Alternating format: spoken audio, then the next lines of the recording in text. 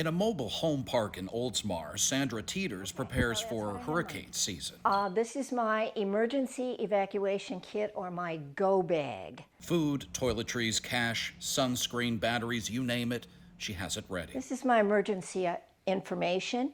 It contains all of our bank information, our medical information. She lives in a Zone A evacuation area, so she knows it's important to load up on the necessities, even water. 2 gallons per person per day if you think you might be in the car 2 or 3 days because you're stuck in traffic and the National Guard hasn't gotten to you yet. Because being organized is vital in an emergency. I can be out of here within a half hour. Even her dog, Teddy, is ready. He has his own go bag with dishes in it and food and an extra leash. Sandra's lived in Florida for 38 years, and she remembers all the storms, some that came incredibly close, like Hurricane Charlie in 2004. If you stay, you're liable to go for weeks without a roof, electricity, which means you have no air conditioning, no water. While Sandra is a great example of being prepared, Oldsmar city officials say others have ignored evacuation orders in the past. We're very low-lying here, so our city,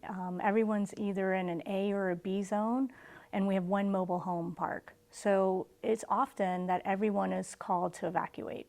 Felicia Donnelly is the Oldsmar city manager. She says they've launched a new effort to get more people to evacuate during a mandatory hurricane evacuation order. She points to Hurricane Ian as the reason. She says many simply didn't leave when the storm was expected to hit Oldsmar before it shifted away. We were able to get data from our water plant, so we know how much water is consumed by the city as a whole.